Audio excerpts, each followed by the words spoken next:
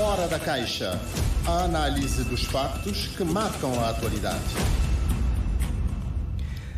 Mais uma vez cumprimentamos o nosso analista sempre às quintas-feiras, com a técnica do Máriozinho Fernandes na cidade da Praia. Casimiro de Pina, hora viva, muito bom dia. Muito bom dia aos cabo-verdianos residentes neste território do Atlântico e também na diáspora. Muito bem. Vamos então para a nossa habitual análise sempre às quintas-feiras com o Casimiro de Pina.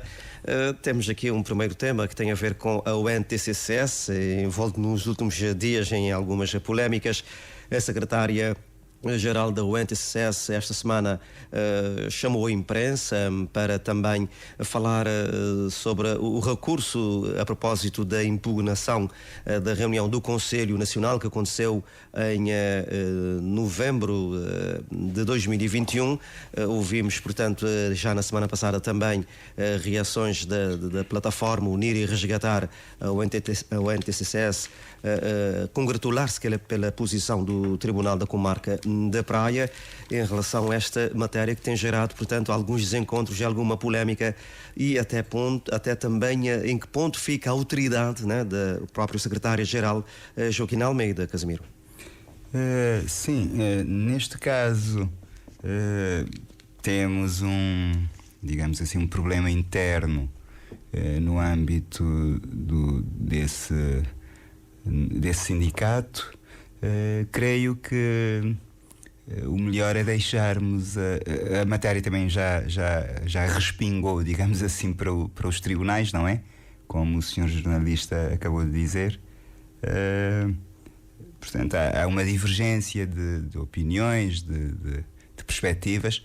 É melhor deixarmos os órgãos competentes, nomeadamente os tribunais, esclarecerem esses aspectos, digamos assim. Sim, eu não tenho um conhecimento, por exemplo, eu não tenho um conhecimento profundo dos factos e dos meandros do problema. Creio que o mais adequado é aguardarmos, como é normal no Estado de Direito democrático, não é? Aguardarmos o pronunciamento dos tribunais em termos de decisão final e de resolução dessa controvérsia. Até porque a própria secretária-geral da UNTCCS já disse que questões internas devem ser resolvidas por meio do diálogo e também da negociação, ou seja, seria um assunto a ser resolvido internamente ao invés de se recorrer aos tribunais. Sim, o ideal é que as questões sejam resolvidas,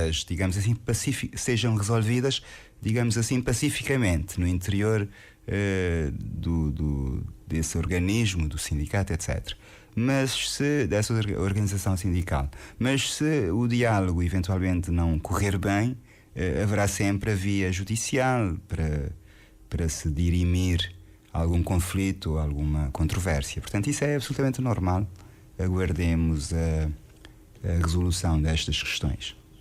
E internamente não foi resolvido o problema do PICV com as disputas internas, não é? Sim, o tribunal teve que fazer a sua intervenção. Como é que fica o PICV perante todo este cenário?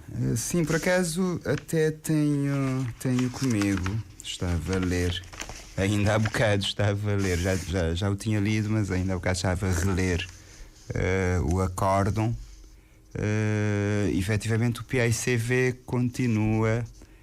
A disputa interna no interior do PICV continua a provocar muita polémica. Pelos vistos, os camaradas andam muito desavindos, digamos assim. E continua-se, e nas redes sociais, e etc., e noutras plataformas, nos jornais, continua a haver trocas duríssimas entre as candidaturas, nomeadamente entre duas candidaturas. São quatro candidaturas, mas há duas em particular que têm trocado acusações. Não é? Exatamente, já sabemos quais são. Tem havido, de facto, acusações duríssimas de parte a parte, acusações de fraude, acusações de introdução ilegítima de nomes nos cadernos eleitorais, etc, etc. Isso, pagamento de cotas fora do prazo. Pagamento de cotas fora do prazo, usurpação de competências. Portanto, parece que o PICV ainda continua por encontrar, por definir o seu caminho. Isso naturalmente fragiliza bastante o PICV. O acórdão número 12 2025, que eu tenho aqui comigo, do Tribunal Constitucional, na sequência, portanto, que surge na sequência de da impugnação feita por um militante, que é o Jorge Lima Delgado Lopes. Este acórdão, portanto, acaba por suspender, não vou ler todo o acórdão, portanto, tem o seu relatório, a sua fundamentação e depois a sua decisão, mas basicamente acaba por suspender as eleições internas de uma forma muito sucinta, permitindo, a fim de permitir ao Tribunal Constitucional que depois possa instruir devidamente o processo e decidir, portanto, em consciência e com mais elementos. Mas isto mostra, de facto, é mais uma prova de que as coisas não estão bem no interior do PICV, e o PICV que venceu as eleições autárquicas recentemente, está a desbaratar por completo o capital político que surgiu, que obteve a partir das autárquicas. Parece que isso está agora muito desbaratado. Ou seja, o partido está a seguir por um caminho muito perigoso do ponto de vista político, até do marketing político. Extremamente perigoso, porque as duas candidaturas, digamos assim, com mais peso, com mais significado político, as duas candidaturas do PICV, neste momento, pelo nível de discussão que estão a ter e que está a respingar também, digamos assim, nas redes sociais e tudo isso, porque tudo isso, hoje em dia, tudo é feito às claras, digamos assim, não há nada que não se saiba, e portanto o PICV tem feito uma discussão, praticamente os militantes, os dirigentes, etc., os principais dirigentes, têm feito uma discussão pública, na esfera pública. E a coisa está de facto muito feia, com trocas gravíssimas de acusações, de acusações, de ataques pessoais, etc.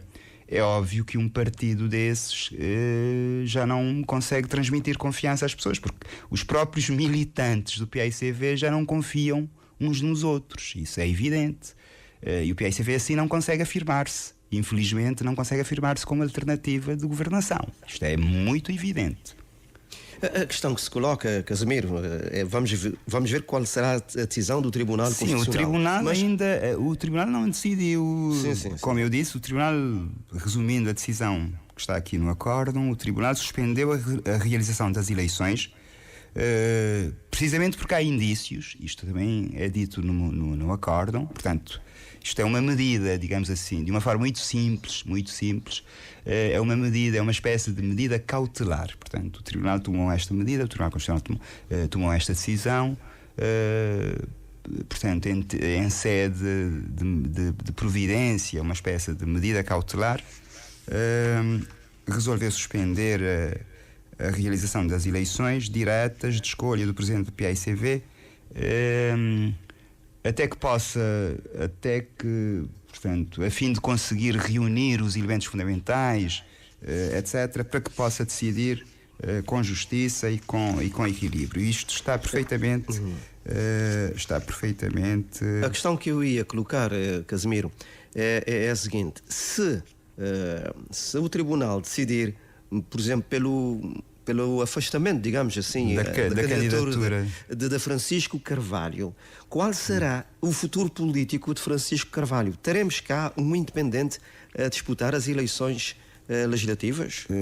Rapidamente, o acórdão, rapidamente, só para ler um excerto, digamos assim, do acórdão. Eles dizem aqui, os juízes, os excelentíssimos juízes, os meritíssimos juízes do Tribunal Constitucional, dizem aqui: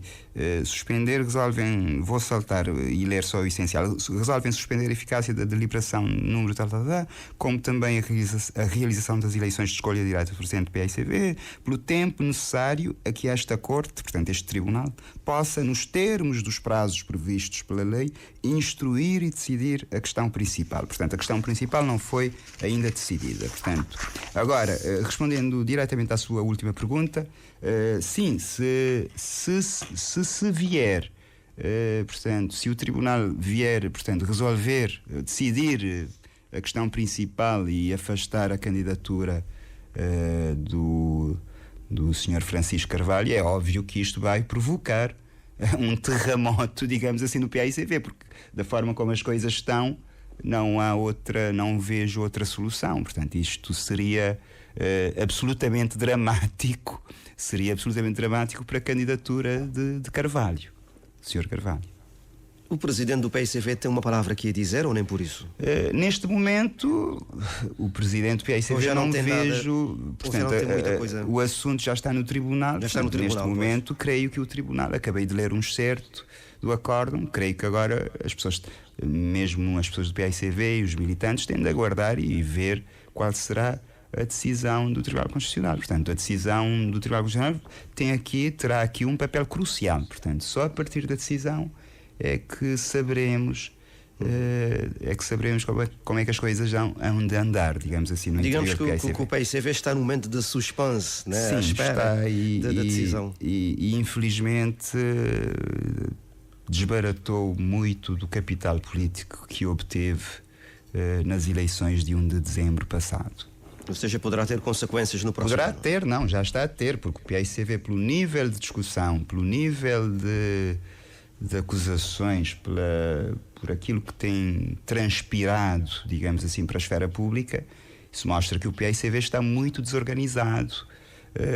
E, aliás, os dirigentes, ou alguns dirigentes, têm exteriorizado, isto é evidente, posições até radicais, posições que ferem a Constituição da República, que ferem o nosso sistema de governo, os direitos fundamentais e a nossa forma de vida que está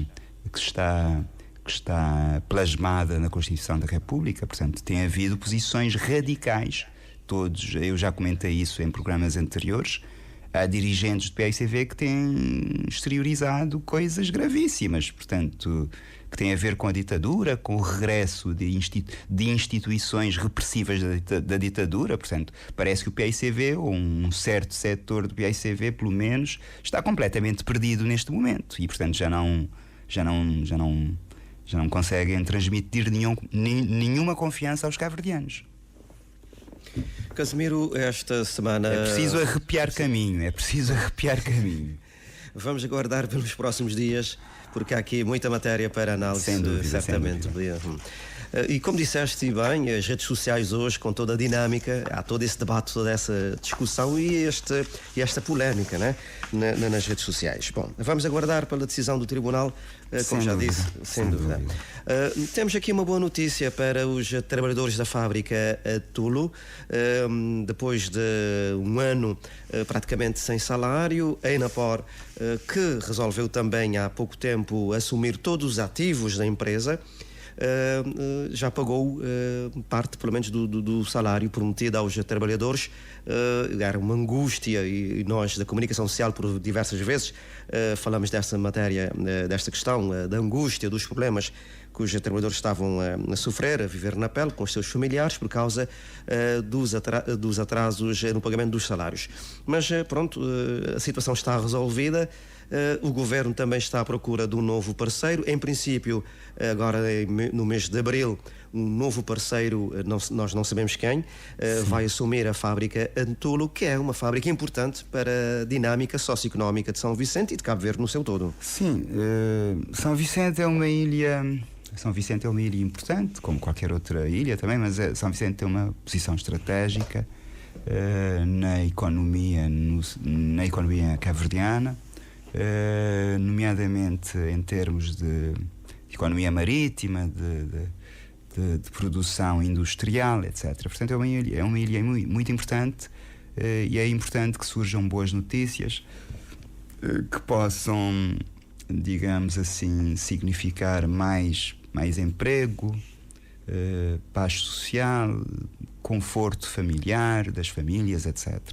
Agora, volto a dizer que o governo volto a fazer este apelo ao governo. É preciso insistir, porque Cabo Verde, estas notícias são boas e devemos aplaudi-las, mas Cabo Verde tem de fazer uma coisa. Cabo Verde tem de aumentar, Cabo Verde como país no seu todo, Cabo Verde tem de aumentar a sua competitividade no plano internacional. É muito importante focarmos nisso. Cabo Verde tem de aumentar a sua competitividade, Cabo Verde tem de dinamizar mais a sua economia.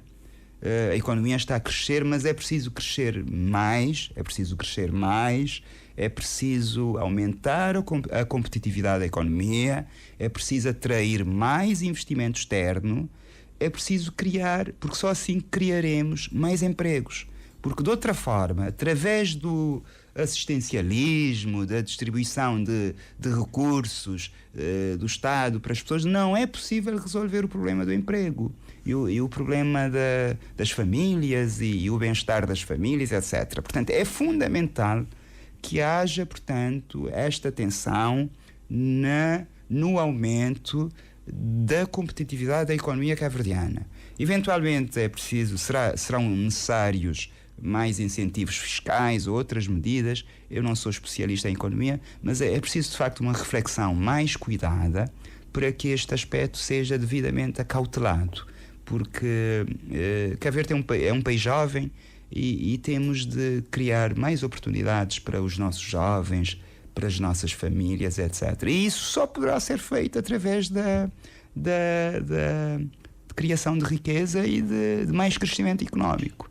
Não pela via do assistencialismo, que não funciona. Já sabemos pela história económica do mundo e pela história económica de Cabo Verde também que isso não funciona. O assistencialismo não funciona, não pode ser a via para se resolver este problema. Agora, aqui uma questão que vem à tona, Casimiro, é a questão dos contratos com as concessionárias. Por exemplo, a empresa que geria atum deixou o país mergulhado nesta situação de dívida para com os trabalhadores. Há necessidade de maior fiscalização e acompanhamento do Estado de Cabo Verde em relação a esses contratos que são assinados? Eventualmente, sim. Eu não conheço em pormenor isso, o tal contrato, etc. Mas eventualmente tem de haver um reforço da fiscalização, como muito bem diz o senhor jornalista, reforço da fiscalização, eventualmente também a melhoria do quadro jurídico-regulatório. É preciso ver, portanto, esses aspectos para evitarmos situações, digamos assim, menos agradáveis em termos de emprego e em termos também de proteção das famílias, etc. Porque as situações criam um stress, né? Sim, para as famílias, o papel do Estado é fiscalizar. Numa economia aberta, numa economia, portanto, exposta ao mundo, aberta ao mundo e aberta, portanto, à visão empresarial, o Estado é um Estado fiscalizador, portanto, é um Estado garante, portanto, é um Estado que tem que garantir a sua função constitucional e proteger as pessoas e os seus cidadãos. Portanto, isso é fundamental. Vamos novamente voltar à política.